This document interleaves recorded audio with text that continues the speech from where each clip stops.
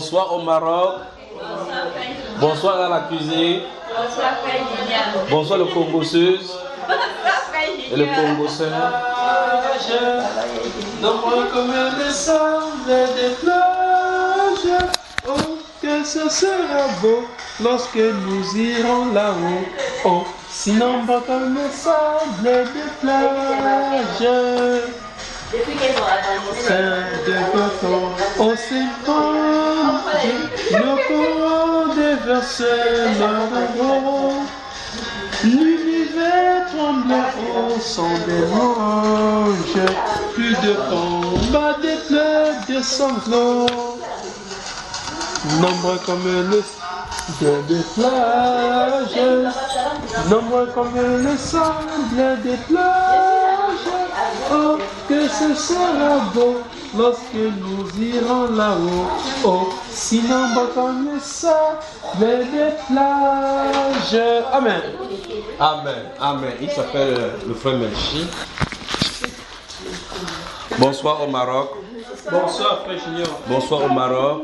Bonsoir, frère Junior. Ça va? Voilà, que le Seigneur te bénisse. Regardons comment.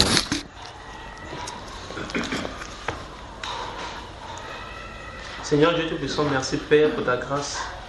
Merci Seigneur, encore au Dieu de gloire, une fois de plus au Père, en ces moments, ô Dieu, que tu rassembles, Père Tout-Puissant, tes enfants.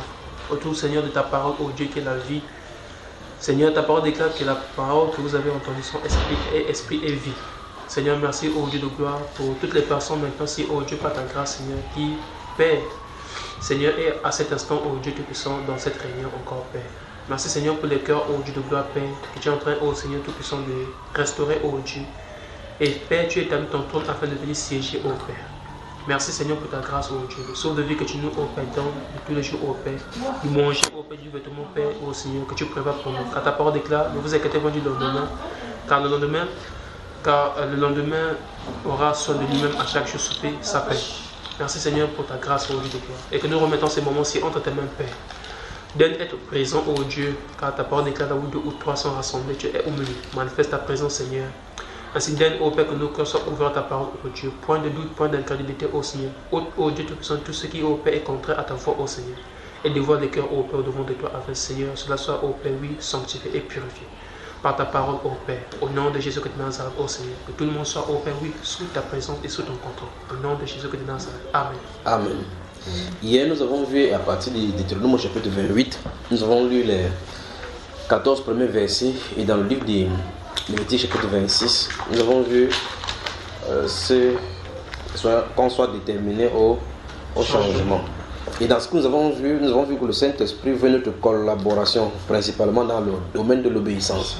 Nous avons vu que l'obéissance est la clé essentielle pour qu'il déclenche le changement. Et l'obéissance à sa parole. Et en parcourant le livre des Psaumes au chapitre 25, nous avons vu qu'au verset 10 à 12, le Seigneur dit clairement, et nous avons également lu le livre d'Ésaïe au chapitre 8, le verset 19 et 20, où Dieu a dit, si l'on vous dit de consulter ceux qui évoquent le monde, ceux qui consultent les esprits, les devins, ceux qui poussent des sifflements, qu'on leur réponde qu'un peuple ne considérera-t-il pas son Dieu. Et le Saint-Esprit nous a enseigné qu'en réalité, tous ceux qui se moquent de ses enfants, ceux qui tiennent ferme à lui, ils seront confus. Et Dieu nous appelle donc à avoir confiance en lui. Nous sommes d'accord, n'est-ce pas? Amen. Cette confiance-là peut se naître et doit se naître uniquement lorsque nous craignons sa parole. C'est ce que nous avons vu dans la substance de tout ce qui a été écrit là-bas. Dans ces différents versets où nous avons lu, et on a fini dans le livre de Jacques au chapitre 1, où on a vu effectivement dans le verset 22 à 25 que le Seigneur a dit par la bouche de l'apôtre Jacques qu'on mette les paroles de Dieu en pratique et qu'on ne se borne pas à les écouter seulement en ne trompant pas les faux raisonnements. Donc la substance claire des changements, c'est l'obéissance. Aujourd'hui, donc, nous allons avancer d'un cran, d'accord? Ouvrons le livre des 2 Chroniques. 2 Chroniques. Quand j'aurai fini avec ce thème-ci, ce sera terminé. Et là, maintenant, nous allons passer dans la prière. Amen. Donc, ça veut dire, après ce thème-ci, après ce qu'on doit lire là, et ce dont nous allons partager, ça sera terminé. Ça veut dire que tout est construit pour qu'on puisse prier. D'accord? Amen. 2 Chroniques, les chapitres 6 et 7. Vous savez, on va lire au fur et à mesure si on peut Si on n'a pas le temps de lire tous les passages, comme d'habitude, je donne ce qui est écrit là-bas. Je vais vous donner au fur et à mesure. Vous y êtes? Amen. 2 Chroniques, chapitre 6 et 7. Puisse le Seigneur ajouter les bénédictions à la lecture de sa parole et au partage de sa parole. Amen. Vous avez noté 2 Chroniques, chapitre 6 et 7. Psaume chapitre 34. Psaume le chapitre 34, on va procéder là-bas en morceaux choisis. Psaume le chapitre 34.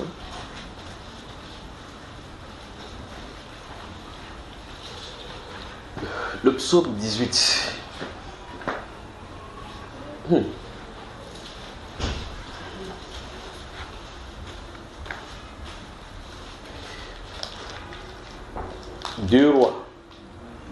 Deux rois, chapitre 4, 5, 6, 7 et 8. Ça, cette lecture-là, je vais expliquer certaines choses qui s'y trouvent et vous allez lire quand vous allez, si vous rentrez et y méditer. Amen. J'ai dit le 2 Chroniques au chapitre 6 et 7, c'est là où on va commencer. Psaume chapitre 34, on va prendre les morceaux choisis là-bas. Le psaume 18. 2 Rois chapitre 4, 5, 6, 7 et 8. On y va? Amen. Hébreux chapitre 2, 4 et 11. Là, on va prendre également les morceaux choisis. Hébreux le chapitre 2. Levez-moi. Luc le chapitre 11. Jean le chapitre 14 et le chapitre 15. Matthieu chapitre vous y êtes, chapitre 21.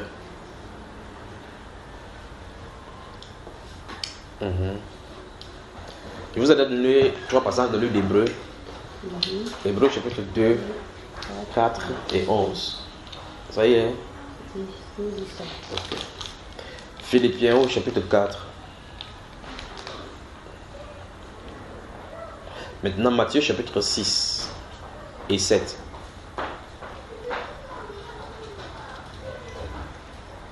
Vous associez maintenant Hébreux chapitre 13.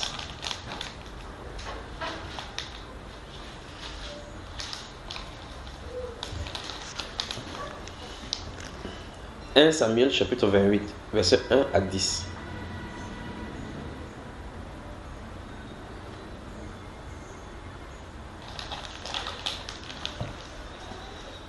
Vous avez noté, je vous donne Hébreux chapitre 13. 1 Samuel chapitre 28.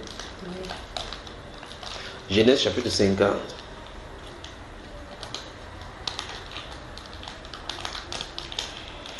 Deutéronome chapitre 8. Voilà. Je crois que c'est bien maintenant qu'on continue. Ça fait au moins combien de versets, combien de passages? À commencer de faire. Une dizaine.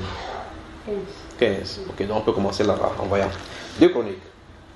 Je vais qu'on suive doucement. Et puis on va prendre le sujet dont il est là. 2 Chroniques chapitre 6. Je peux lire? Mon frère, papa, avoir là-bas avec cette luminosité. Alors Salomon dit, dans 2 Chroniques, je vais planter le décor, pour on entre dans le chapitre 6, il est question de la construction du temple de Jérusalem. Au chapitre 4 et 5, le temple fini. Si vous ouvrez votre livre, vous regardez au chapitre 5, il est question de la dédicace de ce temple-là. C'est le moment de la dédicace. Donc, on parle de l'inauguration. On parle d'inaugurer le temple.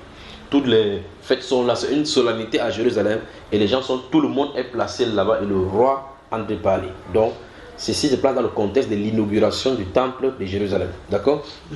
Salomon dit, l'Éternel veut habiter dans l'obscurité.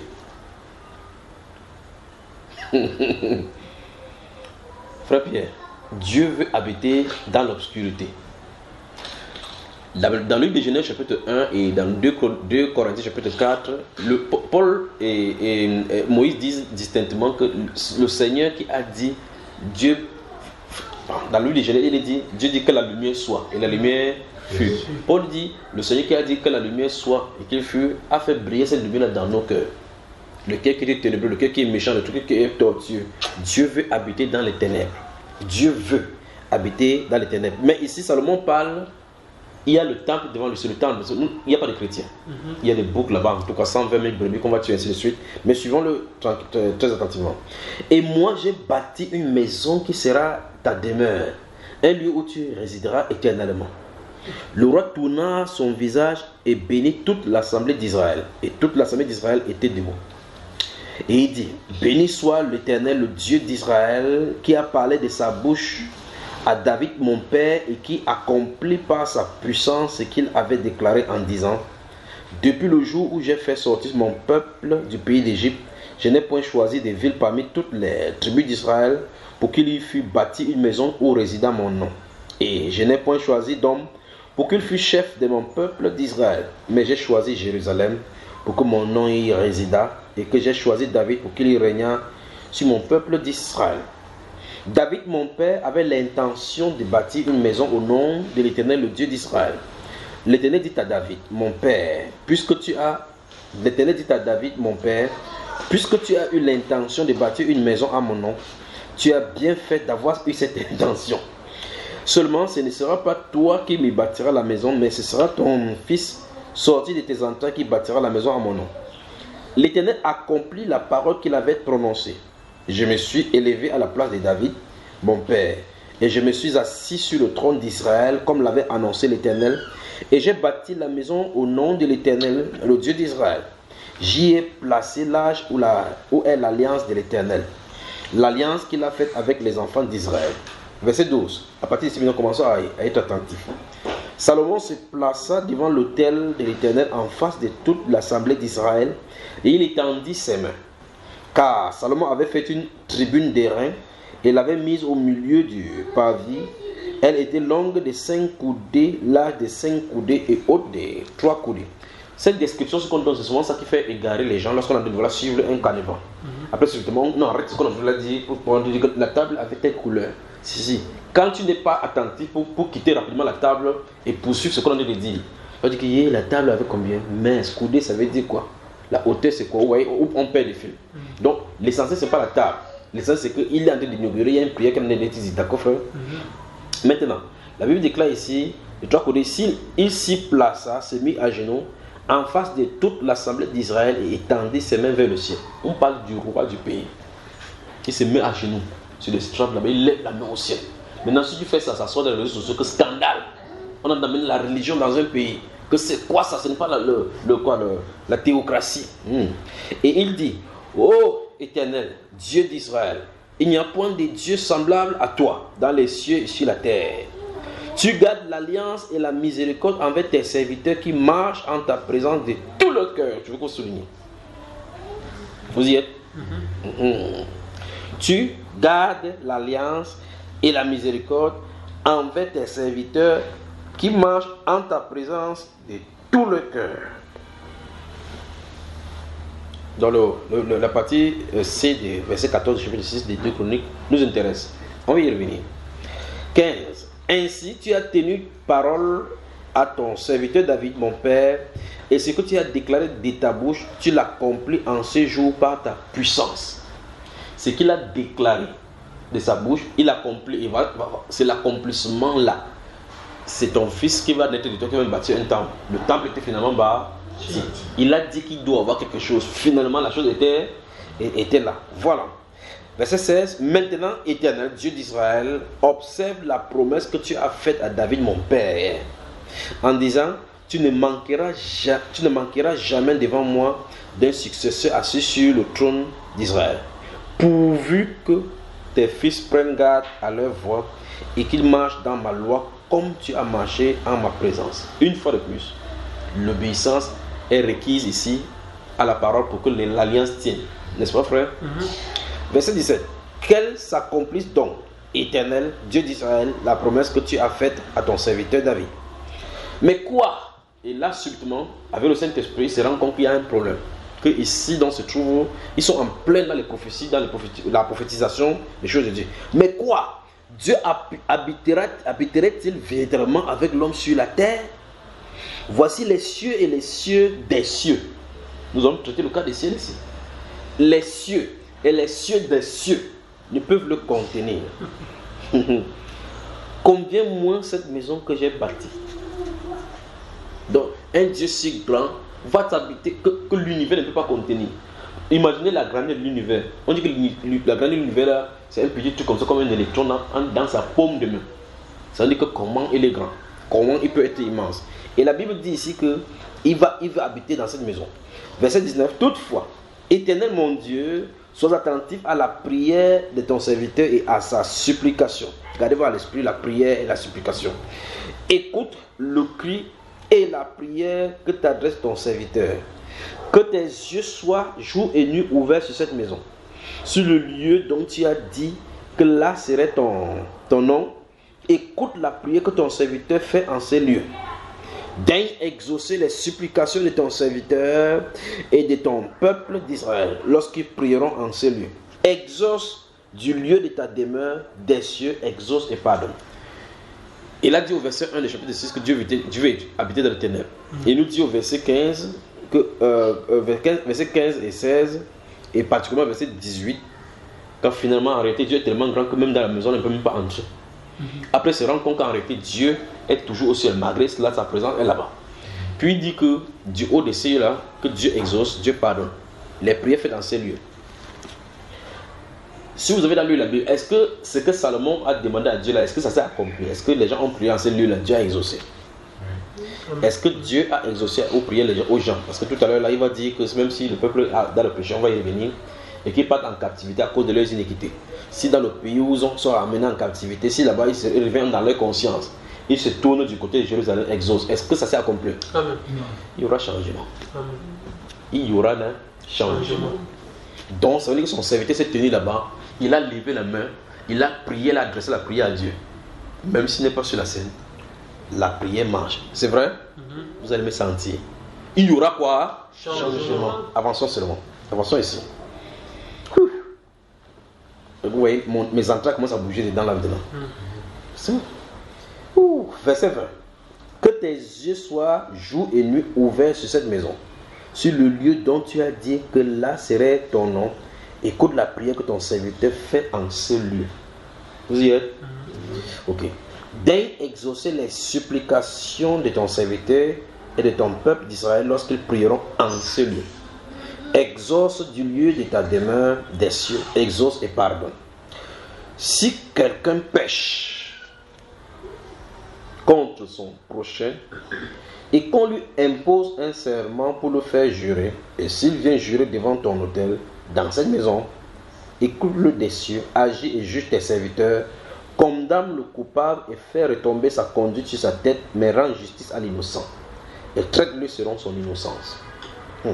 Verset 24. Quand ton peuple d'Israël sera battu par l'ennemi pour avoir péché contre toi. Donc, si Israël est battu par l'ennemi, c'est parce qu'ils ont péché contre Dieu. Donc, le péché est une gangrène qui fait place au diable et fait enlever le bras de Dieu, le bras de protection.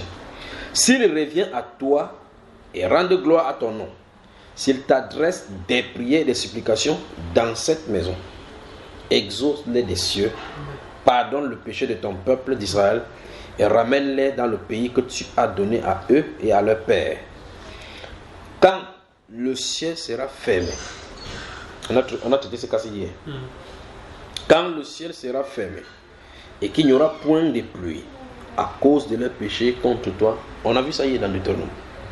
On a vu également dans le des Lamentations chapitre 3 verset 8 comment il a dit qu'il a beau crier un peu, comment il a aimé monter, et il a fermé accès à la prière. Vous avez vu cela?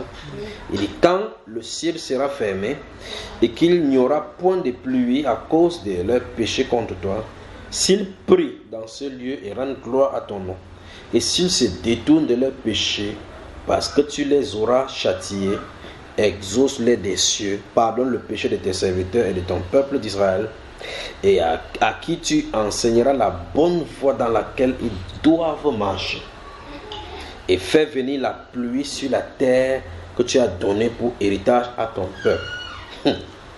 Quand la famine, la peste, la rouille et la nielle, les sauterelles d'une espèce ou d'une autre seront dans le pays, quand l'ennemi assiégera ton peuple dans son pays, dans ses portes, quand il y aura des fléaux ou des malades quelconques, des maladies quelconques, j'aime ça, des maladies quelconques. Si c'est même à citer sida, hépatite B, Alzheimer, ça ne marchera pas. Des maladies quelconques. Donc si c'est une maladie, il dit, si un homme, si tout ton peuple d'Israël fait entendre des prières et des supplications et que chacun reconnaît sa place et sa douleur et étend les mains vers cette maison, exauce-le des cieux, du lieu de ta demeure et pardonne. Rends à chacun selon ses voies, toi qui connais le cœur de chacun, car seul tu connais le cœur des enfants des hommes. Et ils te craindront pour marcher dans tes voies tout le temps qu'ils vivront dans le pays que tu as donné à nos pères. C'est pas fini. Quand l'étranger, qui n'est pas de ton peuple d'Israël, viendra d'un pays lointain à cause de ton grand nom, de la main forte et de ton bras étendu, quand il viendra prier dans cette maison, exauce-le des cieux. Tu parles de plus. Exauce-le du cieux, du lieu de ta demeure, et accorde à cet étranger tout ce qu'il te demandera, afin que tous les peuples de la terre connaissent ton nom, pour te craindre comme ton peuple d'Israël, et sache que ton nom est invoqué sur cette maison que j'ai bâtie. Quand ton peuple sortira pour combattre ses ennemis, en suivant la voie que tu lui auras prescrite, s'il t'adresse des prières, les regards tournés vers cette ville que tu as choisie et vers la maison que j'ai bâtie en ton nom, exauce des cieux leurs prières et leurs supplications et fais leur droit. Quand ils pécheront contre toi, car il n'y a point d'homme qui ne pêche, quand tu seras irrité contre eux et que tu les livreras à l'ennemi, qui les amènera captifs dans un pays lointain ou rapproché, s'ils rentrent en eux-mêmes dans le pays où ils seront captifs, s'ils reviennent à toi et t'adressent des supplications dans le pays de leur captivité et qu'ils disent, nous avons péché, nous avons commis des iniquités, nous avons fait le mal, s'ils reviennent à toi de tout leur cœur et de toute leur âme dans le pays de leur captivité où ils ont été amenés captifs, s'ils t'adressent des prières, les regards tournés vers leur pays que tu as donné à leur père, vers la ville que tu as choisie et vers la maison que j'ai bâtie en ton nom, exauce des cieux du haut du lieu de ta demeure leurs prières et leurs supplications et fais leur droit. Pardonne à ton peuple ses péchés contre toi. Maintenant, ô Dieu, que tes yeux soient ouverts et que tes oreilles soient attentives à la prière faite en ce lieu. Maintenant, éternel Dieu, lève-toi, viens à ton lieu de repos, toi et l'arche de ta majesté.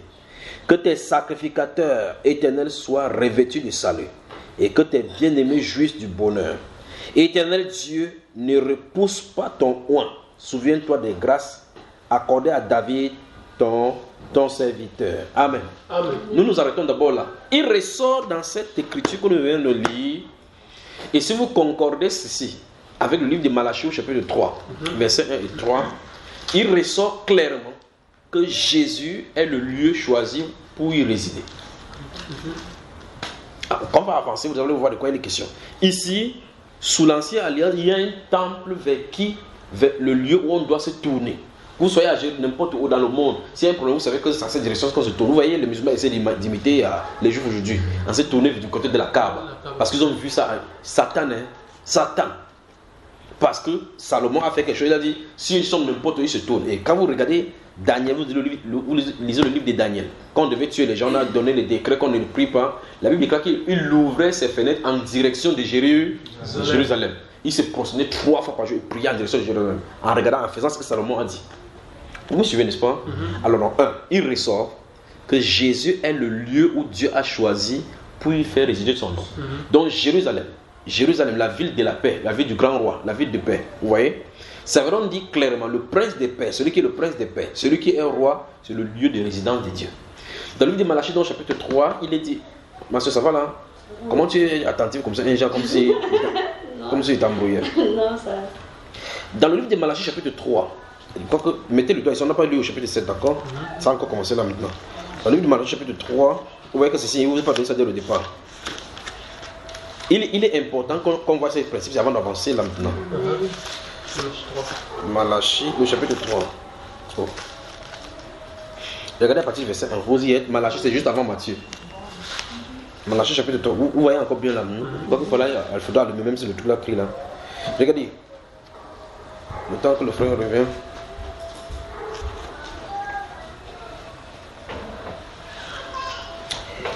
On y va.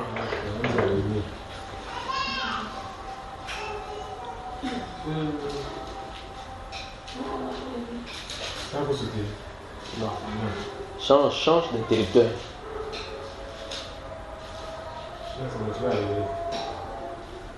Alors on y va. Il est dit ici au chapitre 3, à partir du verset 1 de Malachie: voici, j'enverrai mon messager. Il préparera le chemin devant moi. Et soudain entrera, quand le messager sera là, et soudain entrera dans son temple le Seigneur que vous cherchez. Et le messager de l'alliance que vous désirez. Voici, il vient, dit l'Éternel. Donc la Bible déclare ici que quand Jean, le messager, sera là pour préparer le chemin, le Seigneur qu'il cherche va entrer dans le temple. Ici, il n'est pas question du temple de Jérusalem. C'est l'incarnation de Dieu dans un corps humain. Vous savez, n'est-ce pas? Donc, ça veut dire clairement que comme les Juifs aiment le temple, Dieu a dit qu'il viendra lui-même dans le temple. Donc Dieu lui-même est en train d'arriver. Le messager que vous cherchez, l'Éternel arrive dans un temple. Le Seigneur que vous cherchez, celui que vous allez taper vos têtes chaque jour là, il arrive dans un temple. Le temple de son corps. Dans le livre des Jean, si vous lisez le livre des Jean chapitre 2, allons-y là-bas rapidement aussi, avançons. Jean chapitre 2. Pour que ça soit vraiment clair. Jean chapitre 2.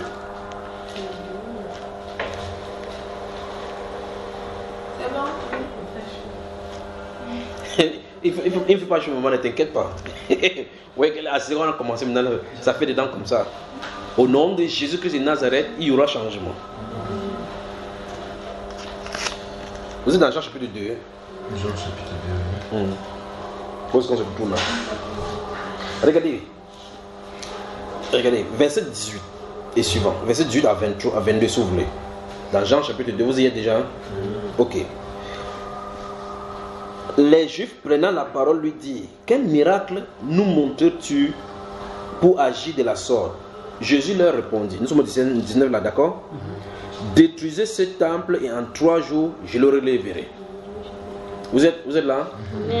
Détruisez ce temple et en 3 jours je le relèverai. Vous pensez que quand il parle à ces gens là qui sont venus lui parler, vous pensez qu'ils comprennent ce qu'ils sont en train de dire?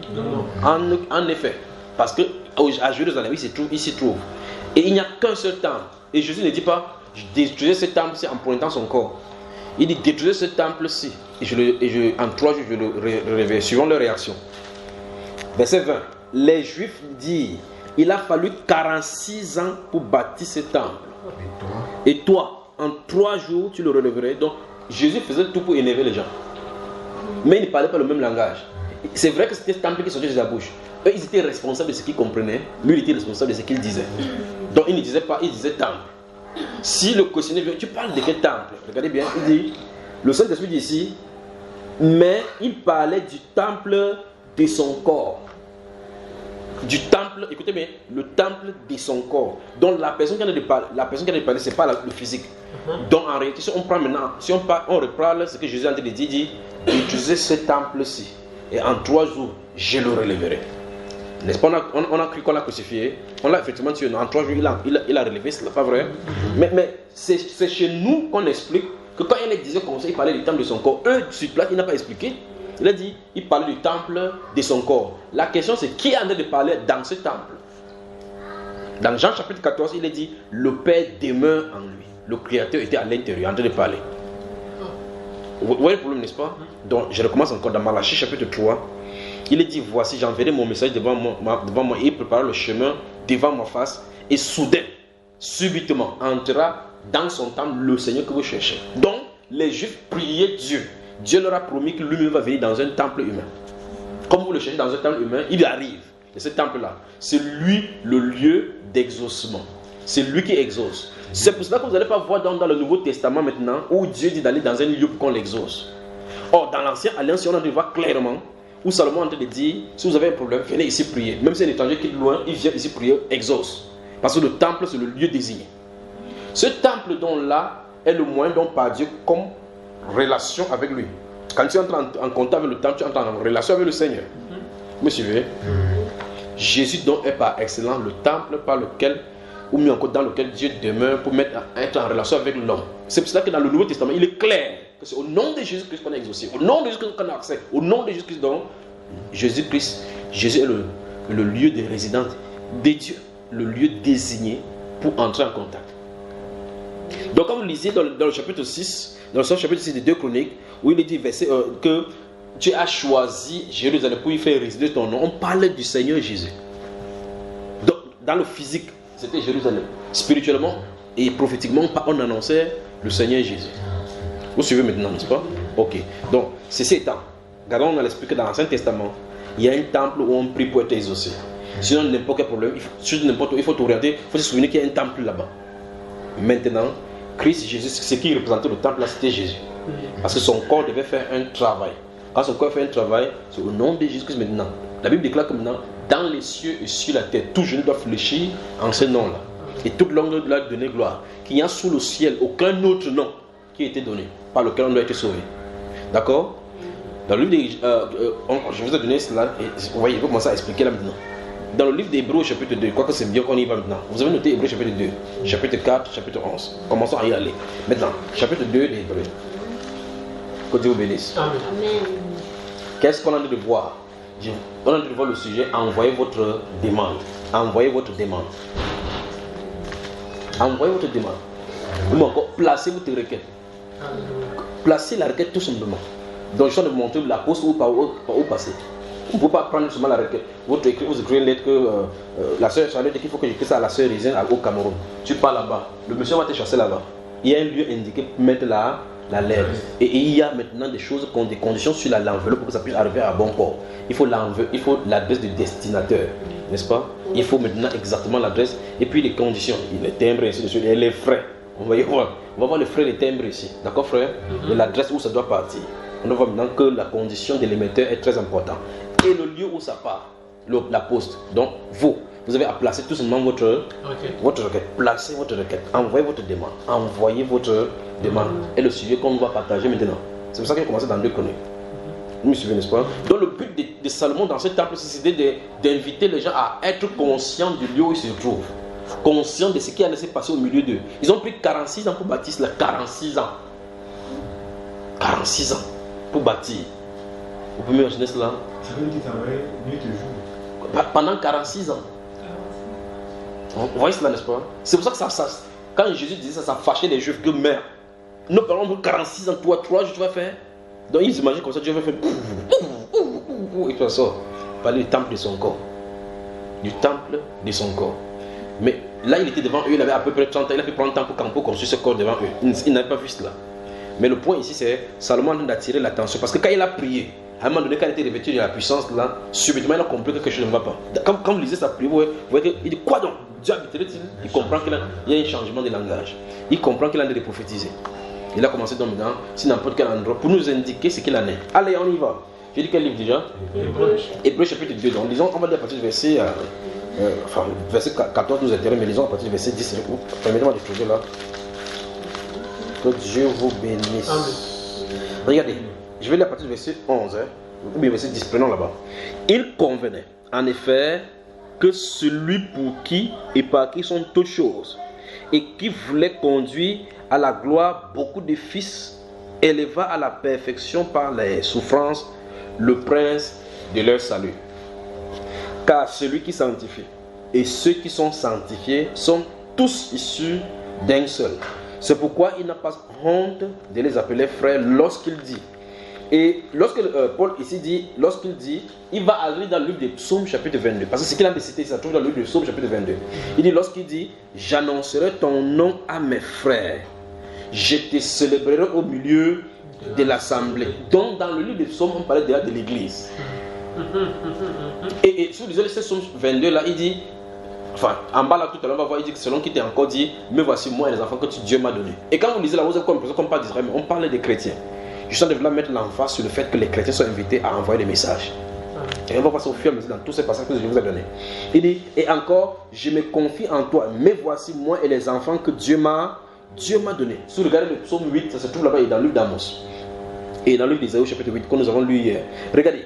Ainsi donc, puisque les enfants, en parlant de nous, participent au sang et à la chair, comme nous avons maintenant, il y a participé lui-même le but. On dit, afin que par la mort, sa mort, bien entendu, il anéantit celui qui a la puissance de la mort, c'est-à-dire le diable. Donc il est venu exactement dans la chair comme nous, pour nous dire, ne pas avoir peur, pour traiter ces garçons-là. Et puis il dit, et qu'il délivrera tous ceux qui, vous y êtes, par crainte de la mort, étaient toute leur vie retenus dans la servitude. Donc depuis que Christ est venu et qu'il est mort, aucun des enfants de Dieu n'a plus droit à avoir peur de la mort. Vous voyez cela, n'est-ce pas? Parce qu'après avoir tiré la mort, il tient la clé de la mort et du séjour des morts. Donc il peut maintenant décider qu'il va mourir, qu'il ne doit pas mourir. Mais écoutez la suivante. Verset 16. Écoutez bien, c'est le verset 16 qui est encore plus intéressant par rapport à ce qu'on doit voir. Car assurément, ce n'est pas à des anges qu'il vient en aide, mais c'est à la postérité d'Abraham. Il vient quoi? En aide. Dans le livre de Galates chapitre 3, il est dit de nous que si nous sommes héritiers de Christ, nous sommes héritiers sur la promesse. Donc, ça veut dire que nous sommes les enfants d'Abraham. Ça veut dire que Christ vient en aide à qui? Aux enfants d'Abraham. Aux enfants d'Abraham, c'est-à-dire qui? C'est-à-dire qui? Nous. C'est-à-dire moi. Ça ne te concerne pas, c'est ton problème. Donc il vient en aide. La Bible dit qu'il vient en aide à moi. Que veut dire aide? Et apporter un secours qui est dans le besoin. Je dis que tout ce que nous sommes dit, c'est important. Parce que ici, nous avons commencé à savoir qui sont les destinataires, qui sont les gens, les émetteurs. On dit ici les enfants d'Abraham, si on a besoin d'aide, il y a quelqu'un qui les vient en aide. On est d'accord? Jésus-Christ est notre secours. Amen. Il est notre rédempteur, notre protecteur, notre aide. On dit qu'il vient en aide à la postérité d'Abraham. Puis le verset continue en dit, en conséquence, il a dû être rendu semblable à nous. Vous voyez cela, n'est-ce pas? Ok, c'est bon. Rentrons dans le livre des 2 Chroniques, donc on continue. Donc j'ai établi, je vais avancer maintenant d'un cran parce que je ne veux pas qu'on ait des ambiguïtés derrière. Il a été établi que le temple qu'on avait bâti où les gens partent prier représentait Jésus. Il a été établi. Et ça a été, on ne peut plus clair, que tous ceux qui, d'après ce qui est dit dans les prophéties, priaient en ces lieux, même à distance, en ayant le regard et le cœur tourné en ces lieux, étaient exaucés, quoi qu'ils avaient fait, pas vrai? Qu'ils aient eu à pécher. Le péché ne créait pas d'obstacle. La seule chose à faire, c'était qu'il fallait qu'ils entrent en conscience et demandent pardon en se tournant vers ce temple. Ça n'empêchait pas à ce qu'il soit exaucé. Donc, le temple était le lieu par excellence. C'est pour ça que Christ, quand il est entré dans le temple, il était fâché. Il est écrit, ma maison sera une maison de prière pour toutes les nations. Mais vous en avez fait les temples et quoi, les cavernes des voleurs. Aujourd'hui, exactement, ce même temple-là, appelé Christ, où on doit être exaucé, est pris par les pasteurs en otage pour faire les mêmes choses. Avec le nom de Jésus, on fait tout le commerce. Pour que Dieu te bénisse, donne de l'argent. Or, ce n'est pas le principe là-bas. Dans les principes des prophéties de Salomon, il n'est pas dit que quelqu'un vient ici acheter quelque chose dans le temple pour qu'on puisse l'exaucer. Il n'est pas dit cela. Donc, en Christ Jésus, on y entre gratuitement. Amen. Il suffit seulement qu'on se tourne en quelque lieu que ce soit pour être exaucé à cette direction-là.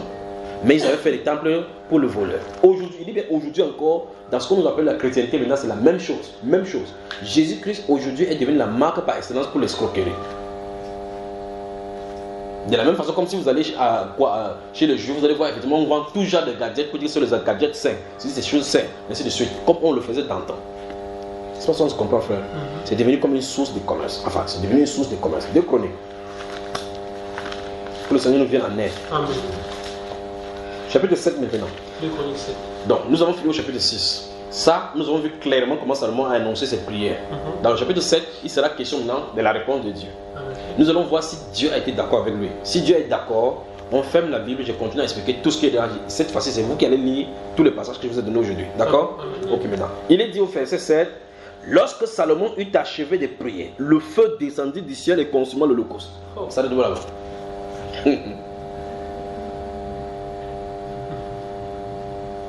Déjà, je m'arrête et je vous pose la question. Lorsque Moïse s'est tourné dans le livre d'Exode chapitre 3, quand il s'est détourné pour voir le feu qui brûlait et qui ne consumait pas là, si quelqu'un était à côté de lui, il devait voir le même feu. Pourquoi? Parce que ce n'était pas à lui qui était destiné. Il voyait donc avec quoi? Les yeux spirituels. Les yeux spirituels.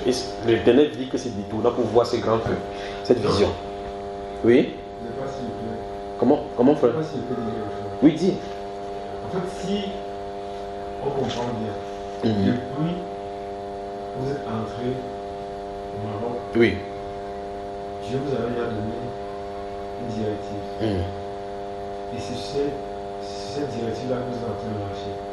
Parce Oui. que depuis que vous parlez qu'il y aura changement, moi personnellement, j'entends. Mhm. Parce que normalement je dois entendre parce que j'ai les oreilles pour entendre. Oui. Mais la personne qui est susceptible, qui est mieux placée pour pouvoir voir Mhm. ce qui vient derrière le changement, c'est toi. Bien que nous nous entendons, Mhm. parce que c'est selon ce qui est.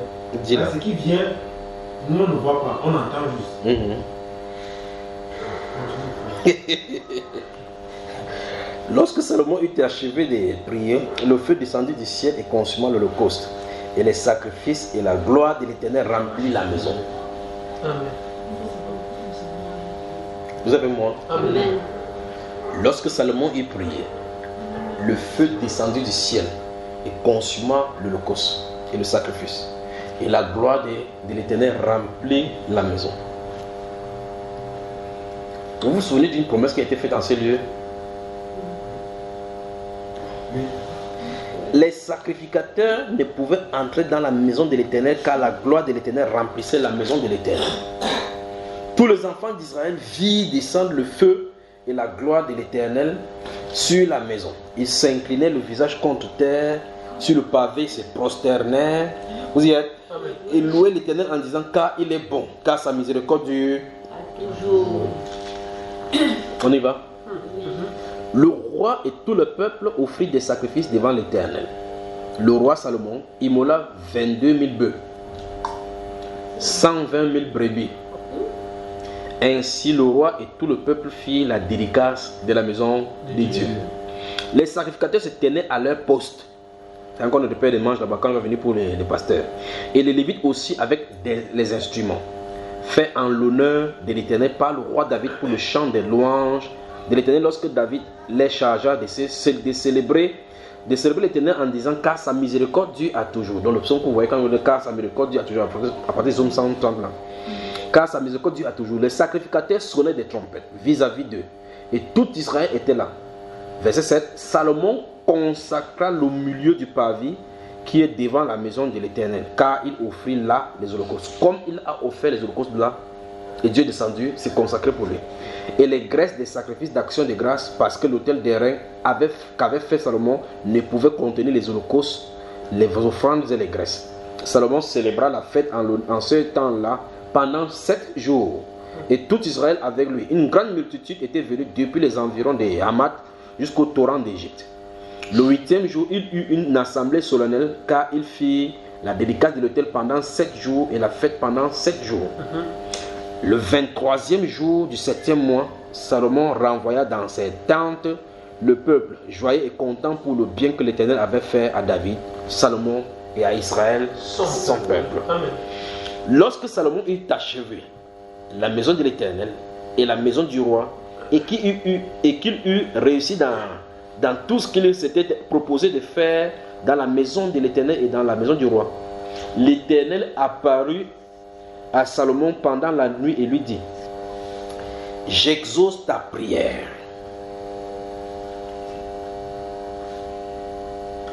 Amen. Vous êtes là? Hein? Amen. Amen. Amen. J'exauce ta prière et j'ai choisi ce lieu comme la maison où l'on devra m'offrir des sacrifices. Il reprend maintenant les thèmes de Salomon. Quand je fermerai le ciel et qu'il n'y aura point de pluie, Donc il y a des choses qui nous arrivent. Donc vous entendez que les gens, le Niger n'a pas de pluviométrie. La météorologie entre à l'intérieur, les scientifiques entre à l'intérieur. Non, non. Il faut comprendre qu'on prend un avion, on bombarde les glaces avant que ça tombe. L'autre dit que non, il faut que regarde le prêtre vaudou, ils vont faire des cérémonies pour que les dieux fassent tomber. Dieu dit quand je fermerai le ciel. Dieu, c'est terrible sur la terre comment Dieu peut vouloir attirer les gens à la repentance. Les gens ne sont que s'enfoncer.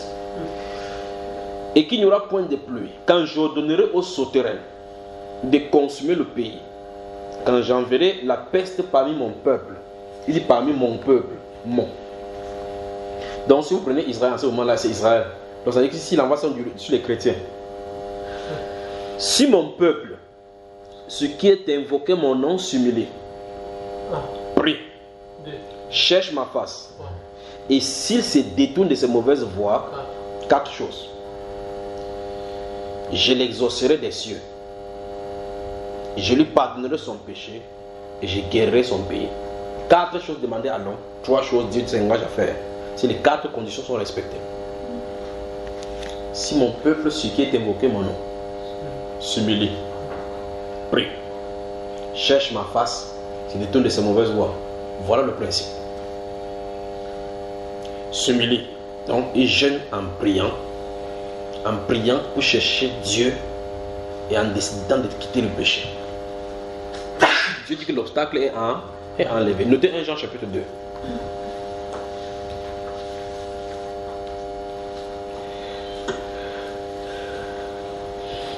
Verset 14 à 16 et 1 Jean chapitre 5, verset 14 à 16 toujours.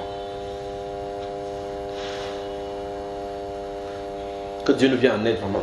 Amen. Mes yeux seront ouverts désormais, comme si ses yeux étaient fermés, pas vrai frère? Ouais, il parle vraiment comme un homme ici. Que gars dort les yeux ouverts. Comment quelqu'un peut dormir les yeux ouverts? Quand tu laisses quelqu'un dire que gars, ma voiture là-bas dehors, dort les yeux ouverts. Ça veut dire que prête attention, pas vrai? Maintenant, mes yeux seront ouverts désormais et mes oreilles seront attentives à la prière faite en ce lieu. C'est un homme qui a demandé. Vous avez moi, hein? Ok.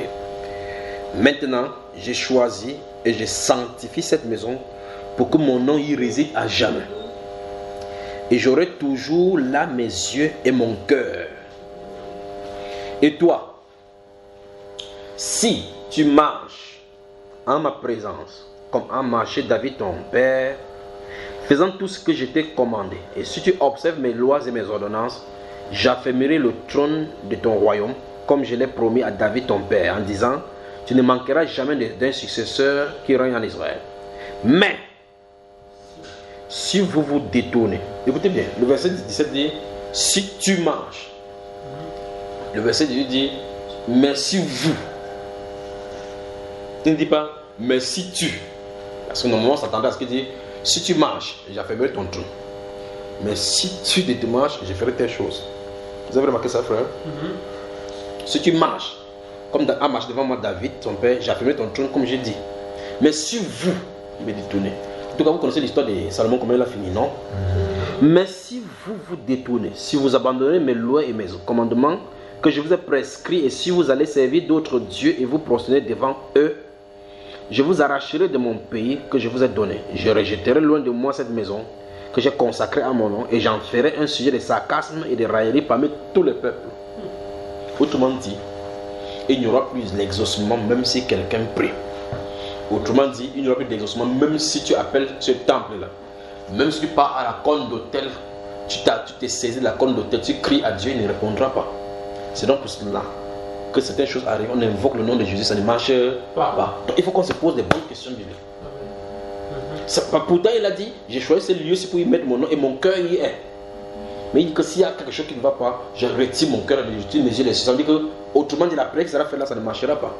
Jésus donc va devenir maintenant comme une amulette qu'on utilise. Par conséquent, aujourd'hui, on a les Jésus sur la croix qu'on porte, on a son petit porte-monnaie, d'autres encore c'est Jésus, les t-shirts de Jésus et autres qu'on porte à l'intérieur de son corps Jésus, d'autres dorment avec le truc Jésus, casquette Jésus, choisit Jésus. Mais Jésus veut une relation de cœur à cœur. Il veut une relation de cœur à cœur. C'est-à-dire quoi? Qu'un cœur sincère. Ok. Finissons ici. Verset 21. Et si haut placé, qu'était cette maison, quiconque passera près d'elle sera dans l'étonnement et dira pourquoi l'Éternel a-t-il ainsi traité ce pays et cette maison. Vous y êtes?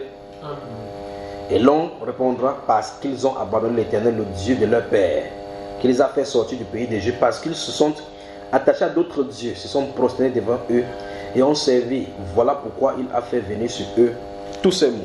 Il ressort dans cette dernière verset que vous venez de lire. Nous sommes en train de construire. Souvenez-vous, il faut qu'on sache à quel poste on va envoyer. Nous venons de voir là un principe clair dans les Saintes Écritures. Dieu est près de tous ceux qui l'invoquent, de tous ceux qui le voient avec sincérité, de tous ceux qui marchent avec lui avec droiture et qui désirent le plaire. Pas vrai? On va revoir ça tout à l'heure dans le livre des malades, des psaumes. Mais il est dit ici que si dans notre cœur, autre idole, ou mieux autre divinité s'y trouve, Dieu n'exaucera pas. Christ ne viendra pas à notre rencontre dans notre réponse à la prière. Parce que là, on a dit clairement que c'est parce qu'ils ont abandonné Dieu pour servir d'autres dieux. La question c'est, il n'y a pas ce temple-là où on va aller adorer. Oui, on a quitté les idoles. Parce que c'est clair que pour nous, il n'y a pas d'idoles assez postulées devant.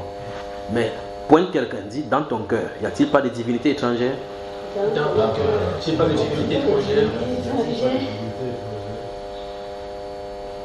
Puisque c'est le lieu d'adoration là maintenant, le cœur. D'accord frère? Donc, on peut être idolâtre sans s'en rendre compte. On a plein dans les Saintes Écritures. Vous avez moi? Amen. Donc le Seigneur Jésus-Christ, donc venant sur la terre, nous a placé clairement. Il nous a rassuré qu'il est le poste par excellence pour la commission des messages et des missives envoyés à Dieu. Et il a rassuré qu'il répond à tous les messages qu'on lui envoie. N'a-t-il pas dit cela? Amen. Jean chapitre 14. Jean chapitre 14. Oui, on commence maintenant. Jean chapitre 14. On commence à voir donc ces écritures. Alors dans le Jean chapitre 14, je cite le livre Matthieu, que beaucoup de personnes connaissent. On a écrit, nous étions écrits sur le véhicule, dans la maison. Dans Matthieu chapitre 7, verset 7, il est dit, demandez, on vous Donnera. cherchez et vous Ouvrez. frappez, on vous. Ouvrira. Voilà trois choses qui sont faites. On y va. Amen. Jean le chapitre 14. Je peux lire. Vous pouvez lire. Qui peut lire? Le Amen. verset 13. Qu'est-ce que le verset 13 dit? Le verset 13 déclare, et tout ce que vous demanderez en mon nom, je le ferai. Qui a dit ça? Jésus. Le lieu que Dieu a fait résider son nom. Donc il rassure que si on écrit n'importe quelle lettre, il va répondre. Tout ce que vous demanderez en mon nom, je le Ferai. C'est sûr ça, frère. Qu'est-ce qu'on peut dire donc avec ces versets-là par rapport à nous aujourd'hui? Il y a un problème. Ça veut dire que si un juif allait prier, il n'y a pas d'exaucement. Le problème n'était pas Salomon. Le problème n'était pas le temple. Le problème n'était pas Dieu. C'était lui. Amen. Donc, Dieu dit clairement que s'il y a fermeture du ciel, pour que la pluie ne descende pas, donc s'il y a quelconque bénédiction, donc que le ciel bloque, et que c'est lui qui a bloqué, il faut que le peuple vérifie ses actions sur la terre, pour que ça soit ouvert. Pas vrai? Exact. Dans le livre d'Ésaïe chapitre 58, il parle du jeûne comme le jour où Dieu entend la voix, le jour qui est agréable à Dieu, où la voix de l'homme est entendue en haut. Mais si la prière est fermée, sur le ciel de prière, on prie un peu, comment ça ne changera pas? Il faut la repentance. Exact. C'est pour ça que Jérémie, donc, au chapitre 4 de Jérémie, il dit que sondons, cherchons l'Éternel, sondons nos voies. Et on retourne vers lui. C'est pour ça que normalement, avec n'importe quelle demande, il faut d'abord aller dans la repentance. Parce qu'en réalité, nous avons vu que le nom de Jésus ne fonctionne pas pour les chrétiens aujourd'hui. On va sortir, vous allez voir maintenant que celui qui transporte véritablement cela de nous à Jésus, c'est le Saint-Esprit. Et de la réponse de là-bas à ici, c'est le Saint-Esprit.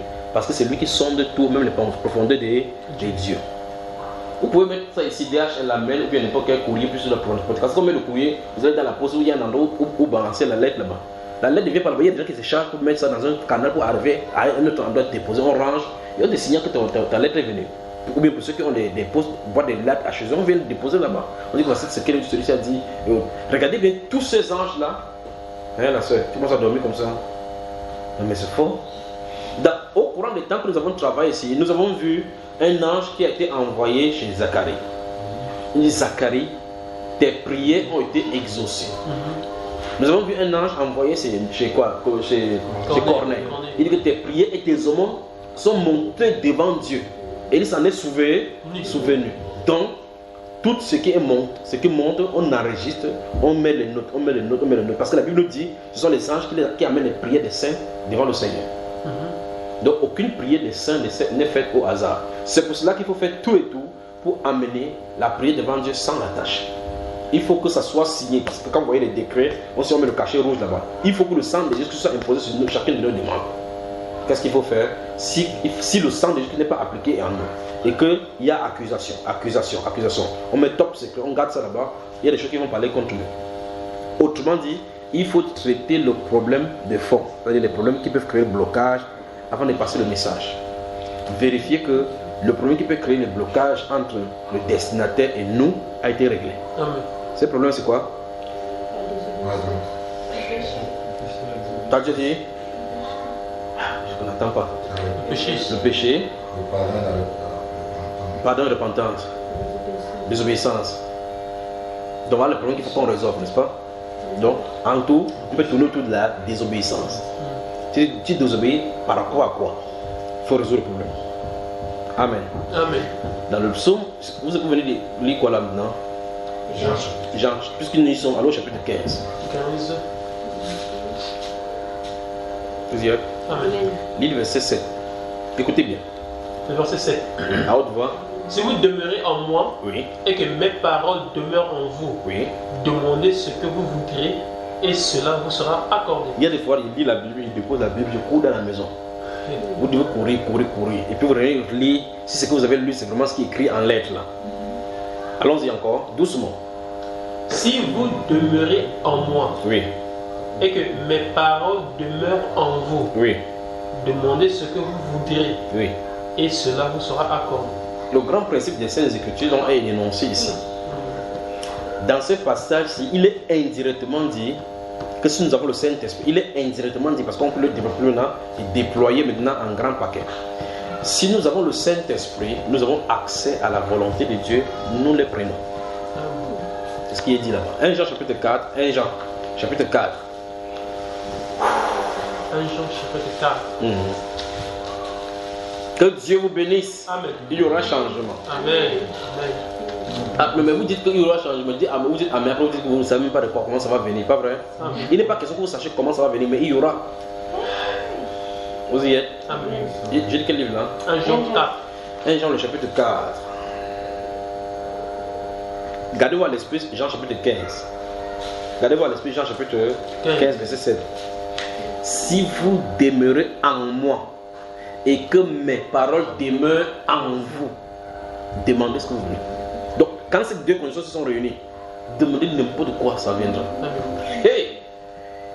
Vous savez moi, demandez n'importe quoi. Il a dit ce que vous voulez. Parce qu'il est sûr que si vous avez cela, vous allez demander selon sa volonté. Parce que le Saint-Esprit connaît la volonté de Dieu. Maintenant, gardez-vous à l'esprit. Dès que je finis de citer, tu lis maintenant la suite, d'accord? Donc, c'est le verset 13 que je vais lire, que je vais dire. Non. Non, suis attentivement. Je vais redire ce que Jean chapitre 15, verset 7 dit. Dès que je vais finir, toi tu nous lis 1 Jean chapitre 4, verset 13. D'accord? C'est là où on va lire. Mais je veux que dès que, à l'instant où je finis de lire, toi tu entames là-bas. D'accord? Si vous demeurez en moi et que mes paroles demeurent en vous, demandez ce que vous voudrez, vous serez accordé. Nous connaissons que nous demeurons en lui et qu'il demeure en nous, en ce qu'il nous a donné de son esprit. Encore, je pas connu. Je vous ai dit tout à l'heure que ce paquet que je suis en train de lire là-bas veut dire clairement que le Saint-Esprit en nous réclame et prend tout ce dont nous avons besoin. Jésus parle dans Jean chapitre 15, verset 17 du Saint-Esprit. Parce que sa parole demeure en nous, c'est Christ en nous. Amen. La Bible déclare dans Colossiens chapitre 1, verset 27, Christ en vous, l'espérance de la gloire. Si Christ est en vous, vous pouvez expérimenter la gloire. Si ce n'est pas comme ça, on va... Vous voyez, n'est-ce pas frère? Vous voyez qu'on tourne, on revient dans le même sujet. Nous avons besoin du Saint-Esprit. Ok, je relis encore Jean chapitre 15, verset 7. Dès que je finis, tu entends directement. Écoutez bien encore. Si vous demeurez en moi et que mes paroles demeurent en vous, demandez ce que vous voudrez et vous sera accordé. Nous connaissons que nous demeurons en lui et qu'il demeure en nous, en ce qu'il nous a donné de son esprit. De son esprit. Ok, donc ça veut dire que je peux dire de Jean chapitre 15, verset 7 directement. Si vous avez mon esprit, demandez ce que vous voulez, vous sera accordé. Je peux consécuter ça comme ça, pas vrai? Si vous avez le Saint-Esprit, demandez ce que vous voudrez, il sera accordé. Voilà ce que Jésus disait. Notez 1 Corinthiens chapitre 2, verset 12 à 16. Notez. 1 Corinthiens chapitre 12. Donc vous voyez clairement qu'en réalité, Dieu a rendu la chose simple. Il veut par là dire, dans tous les gens, il va dire que jusqu'à présent, vous n'avez encore rien demandé. Demandez afin que votre joie soit parfaite. Dieu lance même le défi, Christ lance même le défi. Quand vous ne voulez pas être joyeux, demandez, dites donc, jusqu'à présent, vous n'avez encore rien demandé. Il dit à ceci que, et souvenez-vous, hier nous voyons, ici nous avons lu un verset où il a dit, l'Éternel t'ouvrira son bon trésor. Il veut dire que, soulignez ce passage. Il t'ouvrira son bon trésor du ciel. Je vous pose la question. S'il y a un bon trésor au ciel, et on vient de nous dire dans Hébreux chapitre 2, que ce n'est pas aux anges qui viennent en aide. Les anges n'ont pas besoin de ce trésor-là. Ce trésor-là, il est dispense pour qui? Tous ces enfants. Ok. Donc, au ciel, il y a un magasin où il y a de bonnes choses dedans. C'est ça? Il dit que si l'Éternel ouvrira son bon trésor du ciel, il ordonnera, on a lu ça hier, à la bénédiction de te suivre. On n'a pas dit qu'il ordonnera de suivre les bénédictions. Il ordonnera à la bénédiction de te suivre. On peut voir ça pêle-mêle dans les Saintes Écritures. On peut voir Joseph à l'intérieur, c'est Potiphar. Alors qu'il travaille, la Bible déclare que Potiphar constatait que tout ce que Joseph touchait était béni. Un prisonnier. Il vient chez lui comme ça, pas tout réussi. Joseph, on peut regarder ça dans Jacob. C'était un porteur de bénédiction. Mais regardez son style de vie. Il arrive sur la bande de voir qu'en l'espace de 7 ans, sa brebis, c'est son troupeau à multiplier. Le champ qu'il a encore cultivé, ça multiplie. Regardez les enfants, les gens d'Isaac. Isaac était comme ça, il était toujours à la maison. Ses serviteurs, il était béni partout. Au point, on a dit que non, qu'il n'y ait pas de querelle entre toi et nous. Non, que tu établis dans le pays. Partout, il creusait. Quand il y avait la famille, on creusait. Quand tu étais serviteur d'Isaac, tu creuses n'importe où l'eau sort. Parce que tu es lié à Isaac. Le porteur de bénédiction. C'est terrible. La question c'est, le bon trésor au ciel, c'est pour les anges? Non. C'est pour qui? C'est pour les anges se blessent, ils ont besoin de guérison ici. Non. Ils ont le palu. Non. Pas qu'il y ait un moustique à nous faire fermer là-bas. Non. Donc s'il y a les dons de guérison, c'est disposé, c'est pour nous. Amen. Quand on sera au ciel, on ne va pas prier pour quelqu'un qui a un mot de tête. Il n'y aura pas ça là-bas. Donc s'il y a des dons spirituels, c'est pour la terre. Parce que les dons spirituels sont faits pour soutenir ceux qui sont sur la terre dans le camp ennemi. Ce sont des armes pour combattre parce qu'on est dans le camp ennemi. En gros, il n'y a pas d'ennemi là-bas. Donc il n'y aura pas de blessés, il n'y aura pas de guerre. Vous me suivez? Ça me pose un problème. Donc il nous faut le Saint-Esprit. 1 Corinthiens chapitre 12, donc, chapitre 2, vous avez noté ça. Donc dans 5 Corinthiens, Paul l'apôtre dit, le Saint-Esprit sonde tout, même les profondeurs de Dieu. Et les choses que Dieu nous a destinées, donc nous connaissons la pensée de Dieu par le Saint-Esprit. Dans Ephésiens chapitre 2, vous pouvez également noter, merci Père, vous pouvez noter Ephésiens chapitre 2, verset 10.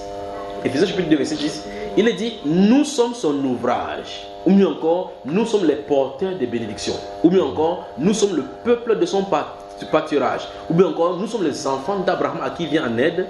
Il dit que nous sommes son ouvrage, ayant été créés en Jésus-Christ. Autrement dit, les fils d'Abraham. Ayant été créés en Jésus-Christ pour des bonnes œuvres que Dieu a préparées d'avance afin que nous les pratiquions. C'est terrible. Gardez votre esprit deux choses.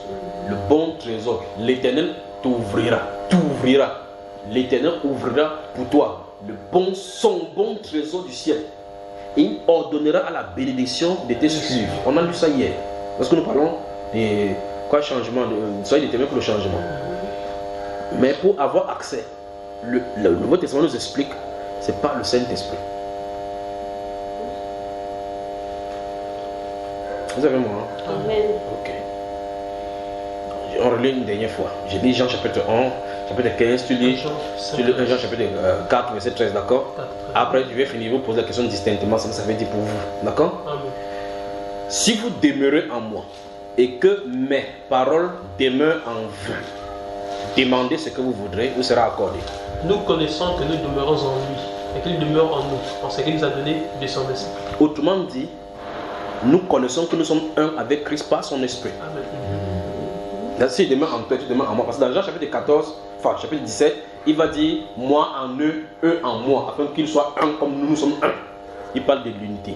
Parce que le même esprit qui est là, nous pouvons il peut donc communiquer avec nous par sa pensée, pour qu'il nous communique ses pensées à tout moment. Vous me suivez, n'est-ce pas? Ok.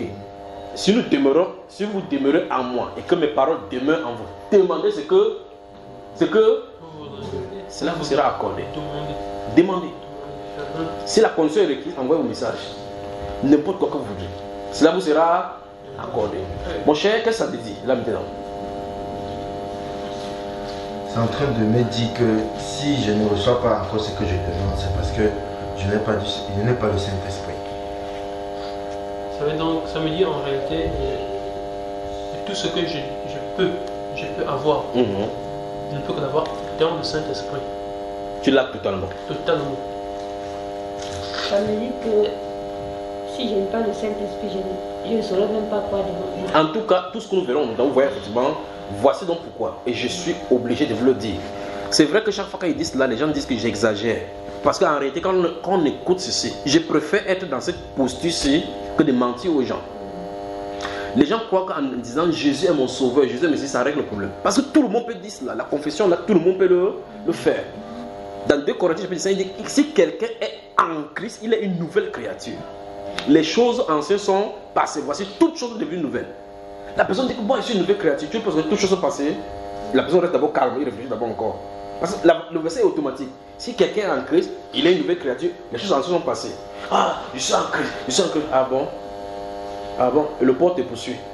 Le porte te poursuit, tu as sauté la barrière. Si quelqu'un est en Christ, il est nouvelle, les choses anciennes sont passées. Toutes choses sont devenues nouvelles.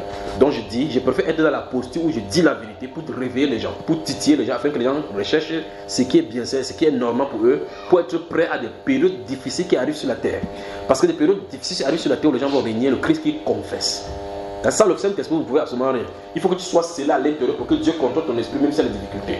Amen. Si tu n'es pas scellé à l'intérieur, tu vas dire Dieu est un Dieu miséricordieux. J'ai vu Pierre le régner dans la Bible et puis il a dit 3 fois encore pour le reconstruire. Donc faisons attention. Alors, voici ce qu'on a enseigné aux chrétiens. Quand tu dis Jésus est mon Seigneur, au-delà, c'est que tu es son enfant. Alors demande n'importe quoi. Pourquoi ça ne fonctionne pas? La preuve, après la repentance, après multiples repentance, d'autres pleurent, même après on prie, ça ne marche pas tout. Pas toujours, on a un problème. C'est vrai, on dit qu'on a raté le but. On a manqué le but. Il y a un maillon essentiel, ou mieux encore essentiellement essentiel qu'il nous faut. Gardez-vous à l'esprit, il dit, on a lu dans le psaume ici, que c'est en vain que les gens sortent le grand matin pour aller chercher de l'argent, le pain. Mais l'Éternel en donne à ses bien-aimés. J'ai dit, souvenez-vous, gardez-vous à l'esprit, le mot bien-aimé, pendant leur sommeil. Dieu nourrit les gens dans la sorcellerie, frère. Quand tu te lèves du lit là, tu te lèves que tu es rassasié, Dieu met sa volonté et ses pensées dans son esprit. En sortant, il connaît exactement la volonté de Dieu. Comme l'oiseau sort le matin sans savoir où il est parti, Dieu le conduit, puis il ne va pas prendre ce qu'il a à manger, il va prendre, et ainsi guide-t-il ses enfants. Tous ceux qui sont conduits par l'Esprit de Dieu sont fils de Dieu. Vous savez moi là, hein? Donc vous entendez, j'en reçois des emails. Frère Junior, quand je t'entends parler, c'est comme si je ne suis pas chrétien. Mais si tu étais chrétien, si tu es une fille, on peut pas te prêcher, tu dis non. Ah, je ne suis plus une fille. Si tu es une fille, c'est que tu es une fille. Si tu es un chrétien, c'est un chrétien. Si j'ai présenté la vraie réalité des chrétiens et que tu ne trouves pas là-dedans, quelque chose elle ne va pas avec toi. Absolument. Alors la voix est en train de dire, regarde bien la situation. Voilà le but. Parce que je préfère donc dire la vérité aux gens que les gens comprennent. Même s'il fait... En tout cas, si quelqu'un veut faire comme la politique ou des autruches là, tu dis qu'il n'a pas de problème. Vous savez, un singe là, on a pointé l'âme sur lui, il a pris le couvercle, il a tiré la feuille, il met sur ses yeux. Pour lui, quand il tire la feuille, il met sur ses yeux. Il ne voit pas l'âme, il croit que l'âme a quitté son corps.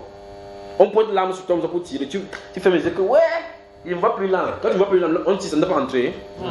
C'est pas la bêtise, ça. Dis à ton voisin bêtise. Donc quand on prêche comme ça, c'est pour réveiller les gens. Pour réveiller, pour dire, ok, on nous a trompés pendant longtemps. C'est pour cela, vous voyez, effectivement, on est obligé de maintenir les gens comme ça dans l'ignorance pour que les gens marchent de lieu en lieu pour chercher la solution. Comme maman a dit la dernière fois, ils prennent le bâton, on met l'huile sur ça pour taper le bâton. On prend 5 cailloux de Salomon, enfin de David, pour lancer sur son Goliath. On lance comme ça, les Goliaths ne font que se multiplier. Maintenant, tout ce temps, et c'est le plus curieux, le plus grave, c'est qu'ils font des nuits de prière. Voilà le plus grave. Prenons un exemple simple, que si on était là dans cette même nuit de prière, en cherchant la présence de Dieu, comme il a dit, si mon peuple, ce qui est évoqué, mon nom s'humilie, prie, cherche ma face et se détourne de cette mauvaise voie. Supposons que c'était ça évidemment. Mais on va faire tout et tout, chaque séance, après chaque 3 ans, on prend l'argent. On peut faire 3 ans, c'est la nuit des cérémonies pour prendre l'argent. Après, tu sors de nuit de prière, prière qui est Dieu. Non, ils sont allés au marché, au grand marché central de la nuit. Vous me suivez? Voilà la vérité. Donc la vérité, c'est qu'il faut qu'on enseigne au peuple à entrer en contact vraiment avec le Seigneur. Vous me suivez, n'est-ce pas? C'est de ça dans les questions. C'est donc ce qu'il est dit en substance dans le livre des Hébreux, chapitre 11, que vous avez noté le verset 6. Car sans la foi, il est impossible de lui être agréable. Car il faut que celui qui s'approche de Dieu croit que Dieu existe et qu'il est le rémunérateur de ceux qui le cherchent. Alors, des deux choses l'une. Ou bien vous êtes étranger et vous venez en Israël pour être exaucé. Ou bien vous êtes Israël, vous avez la connexion avec Dieu. Vous êtes exaucé à tout moment. On doit choisir le camp maintenant. Parce que dans ce que nous avons vu là-bas, on a dit que l'exaucement était aussi disponible pour les étrangers. Il va venir, il va seulement avoir son exaucement, il va partir. Donc tu peux fonctionner comme étranger et tu comptes sur le Dieu d'Israël pour être exaucé. Ou bien tu entres en contact avec le Dieu d'Israël, tu es exactement en relation avec lui qui te donne tout ce que tu demandes. Vous avez moi? Voulez-vous fonctionner en étranger? Non, c'est notre Père. Il nous a rassuré dans le livre de Luc chapitre 11 que quel est cet enfant-là, ce père-là, qui peut donner le serpent à son enfant s'il lui donne quoi? S'il lui demande le poisson. Il lui dit donc méchant comme vous êtes. Vous savez donner de bonnes choses à vos enfants. Comme fait raison le Père Céleste, donnera-t-il le Saint-Esprit à celui à qui il lui demande.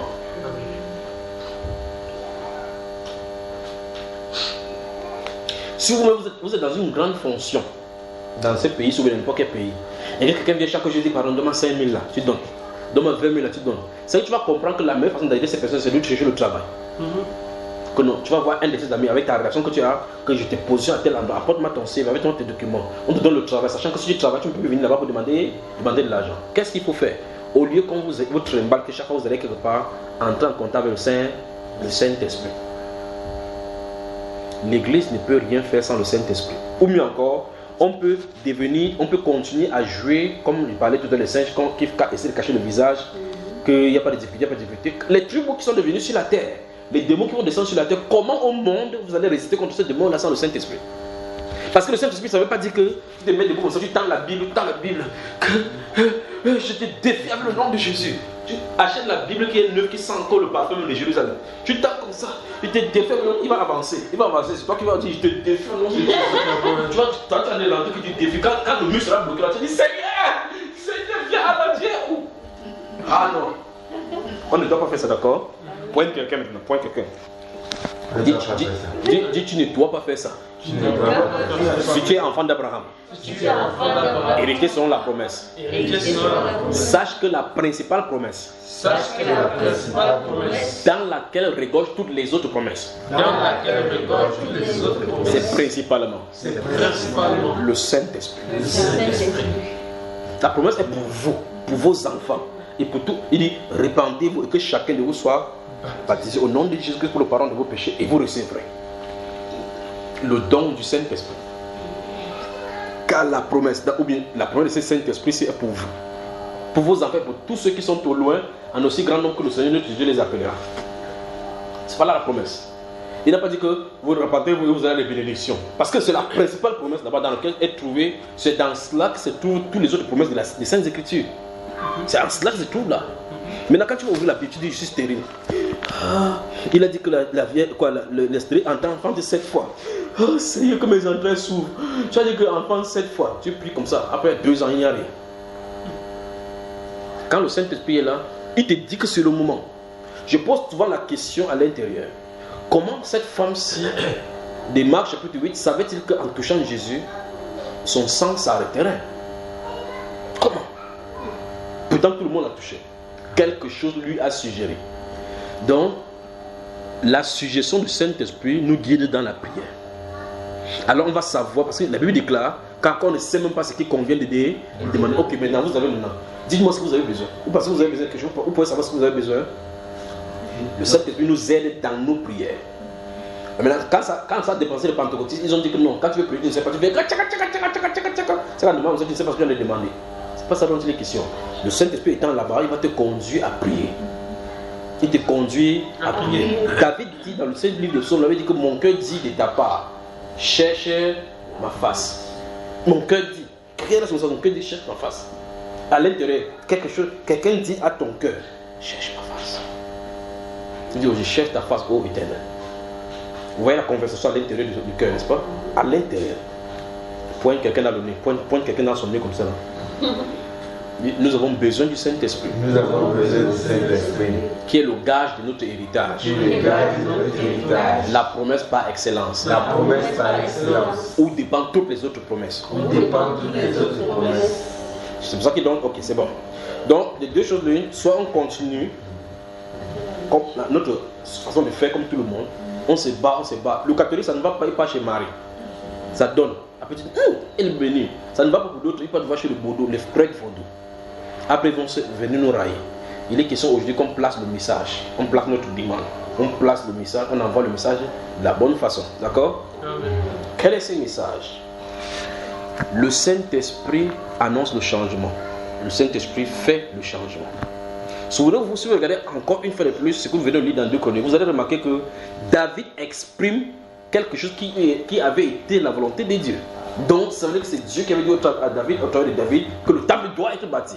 Subitement, ils ont fait 46 ans, mais finalement, ça s'est accompli. Il dit, waouh, on a fait ça tel que Dieu avait. Il va dire, ok, Seigneur, oui, derrière cette volonté de Dieu, on demande maintenant une autre volonté. S'il y a telle chose qu'on fait comme ça, exauce. Il dit, j'ai l'exauce. La première volonté, le temple où l'esprit doit demeurer était fait tel qu'il était là. Toutes les sources de bénédiction venaient de là. Vous me suivez, n'est-ce pas? Ok. Vous êtes prêts maintenant? Amen. Matthieu chapitre 21. Matthieu chapitre 21. Que Dieu vous bénisse. Amen.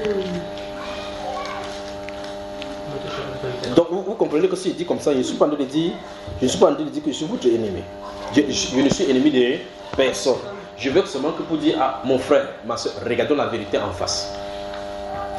Si on lit Actes des Apôtres et qu'on regarde notre vie aujourd'hui, on est les plus malheureux. La Bible déclare qu'aucun des partis des autres peuples n'osa s'approcher de nous parce que tous craignaient les apôtres. Mais aujourd'hui, ce sont les pasteurs qu'on trimballe n'importe où. Le trimballe parce qu'on voit comment les gens font même la comédie avec le nom de Dieu. Au premier, les enfants font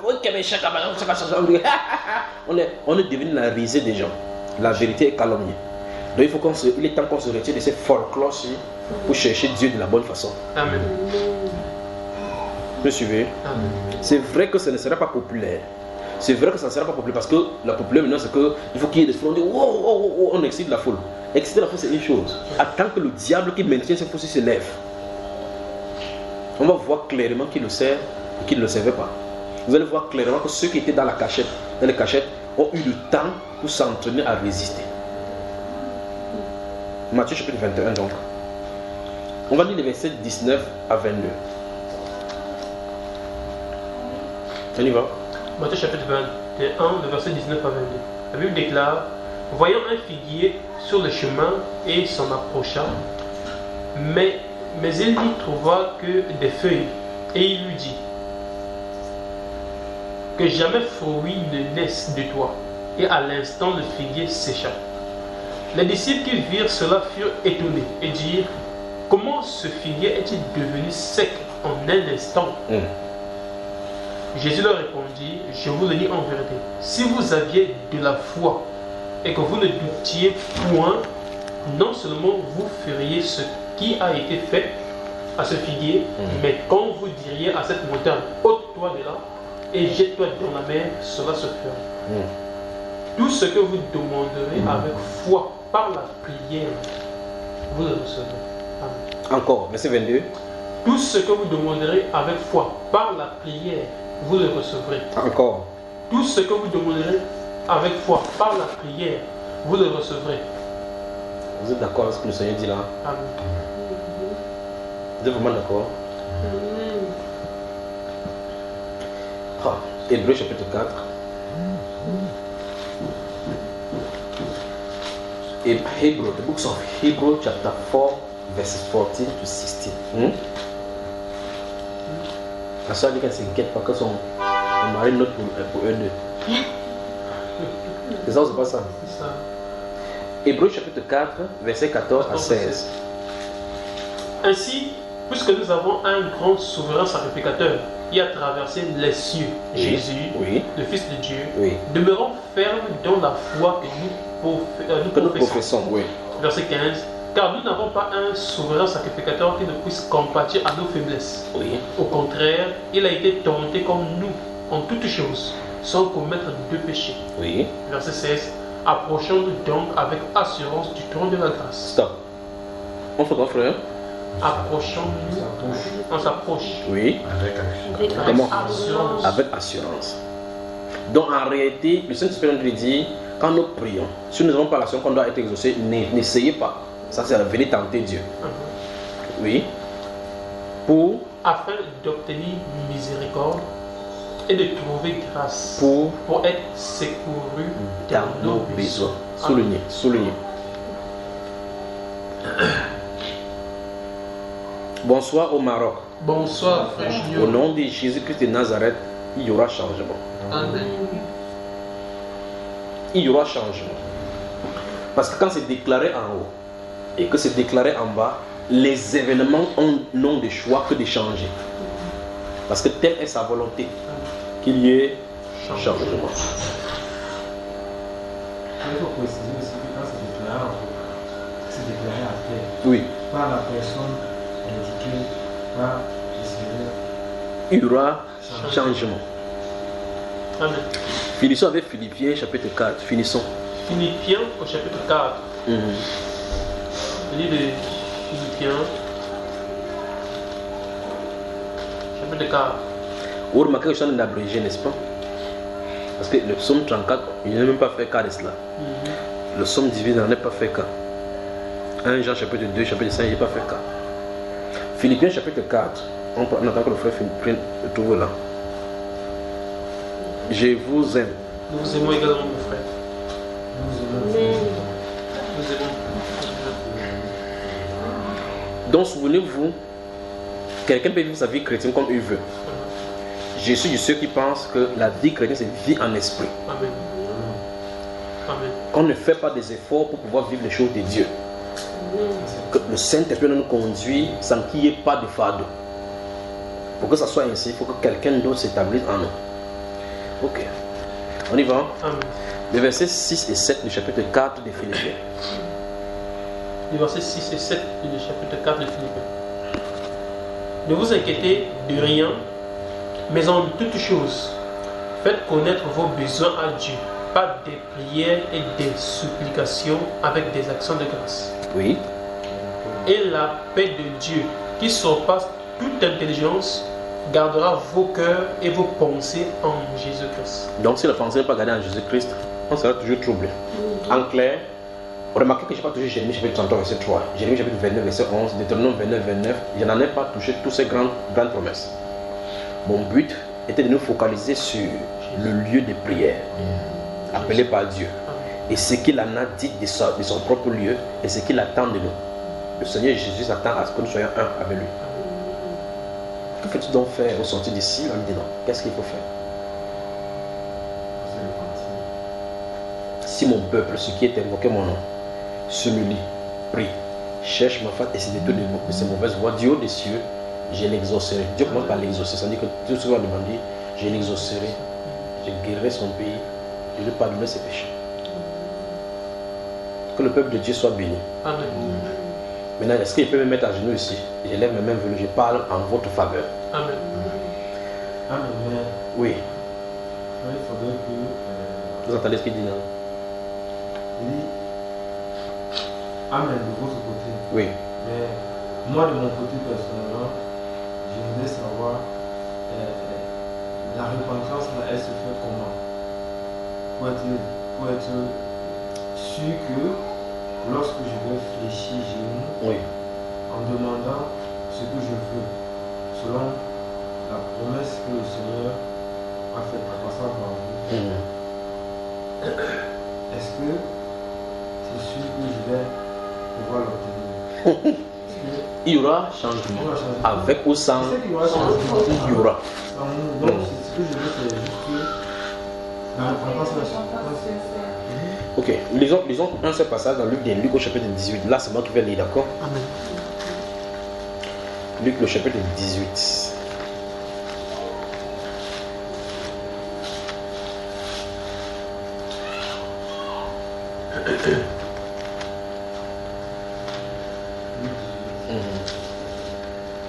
Je vais lire les versets 9 à 14. Je vais lire les versets 9 à 14. Vous pouvez noter pour compléter ce qu'on vient de faire là, le verset 1 à 8. Le chapitre 18 tout de suite toujours.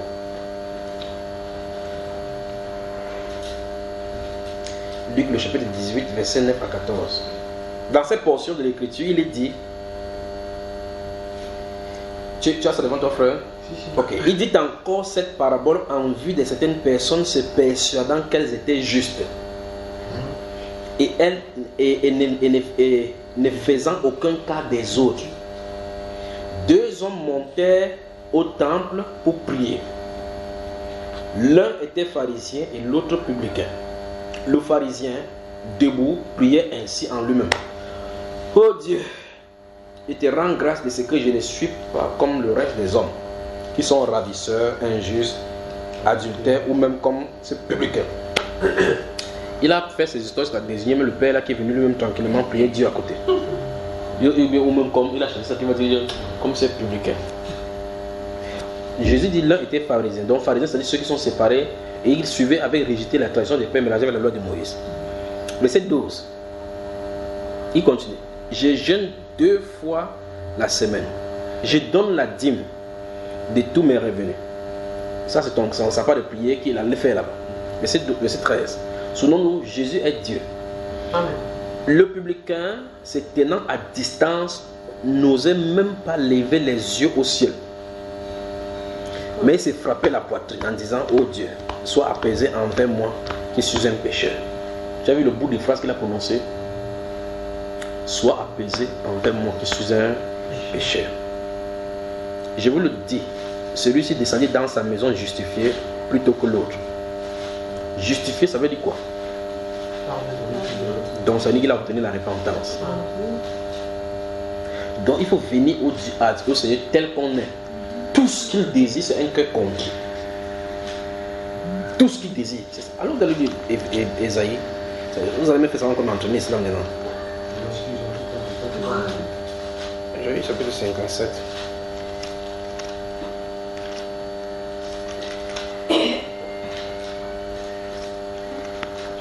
Vous y êtes? Isaïe, le prophète, lui, le prophète Isaïe, chapitre 57. On y va. Isaïe, chapitre 57. Je vais lire à partir du verset 13. Quand tu crieras, la foule de tes idoles te délivrera-t-elle? La preuve en est que nous prenons les gris-gris, les gens sont malades graves. Le vent les emportera toutes, un souffle les enlèvera. Mais celui qui se confie en moi héritera le pays et possédera ma montagne sainte, dit le Seigneur.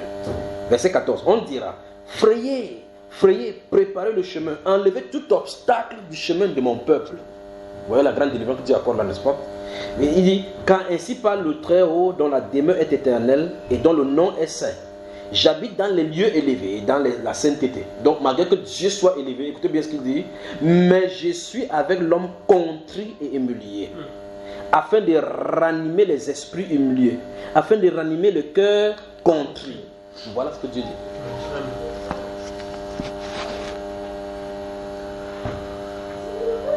Lorsque il y a des gens qui vivent dans le péché, quand ils commettent le péché, ils disent: oh Seigneur, par récitation, c'est que quand ils commettent le péché, ils viennent faire. Par récitation, et à l'intérieur, il n'y a aucun désir pour arrêter. C'est-à-dire qu'il le fait avec l'air. C'est-à-dire qu'il sait que si il pêche ici, il demande ici. Avec les lèvres. À l'intérieur, quand il y a le désir, quand vous entendez Paul crier dans le livre de Romains, chapitre 5, il est misérable que je suis, qui me délivrera de ce corps de mort. Parce qu'il souffre à l'intérieur. Il désire faire l'œuvre de Dieu, mais il regarde qu'à l'intérieur de lui se trouve quelque chose qui le pousse à faire ce qu'il ne doit pas faire. Il dit: misérable que je suis, qui me délivrera de ce corps de mort. Qu'est-ce qui se passe? Cet homme-ci, dans le livre de Luc, chapitre 18, nous avons vu, nous venons de lire verset 13. C'est Jésus qui dit: l'autre homme était de l'autre côté éloigné. Il ne nous a même pas levé les mains. Il s'est dit: oh Dieu, sois apaisé envers moi qui suis pécheur. Il ne veut même pas regarder le ciel. Parce qu'il sait que Dieu, dans la sainteté, il n'est même pas digne de regarder le ciel. Jésus dit: il est rentré justifié. Bon, il paye les dîmes, frère. Il ne donne ni les dîmes. Il n'a pas dit qu'il jeûne 2 fois parce qu'il a arrêté, il ne jeûne pas. Il mange les choses bien, il escroque bien. Mais il est rentré justifié. L'autre personne va rester comme ça. On va dire que grand pharisien, docteur intellectuel, j'étais même prié à Dieu là-bas. Le Seigneur Dieu d'Abraham, d'Isaac et de Jacob. Dieu dit qu'il est condamné. Donc la repentance simple, c'est-à-dire que pour amener ça de façon simple dans la Bible, c'est amener un cœur qui désire de quitter le péché devant le Seigneur et lui exprimer cela. D'accord, frère? Amener son cœur devant le Seigneur qui désire quitter le péché et lui présenter cela.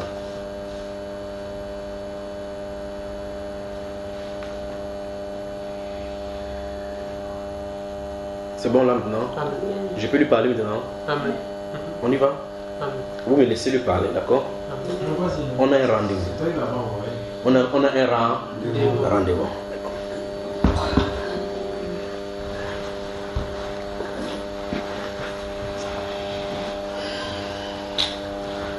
Tendre Père, nous voici, ô Dieu de gloire, à la fin de ta parole dans ce lieu.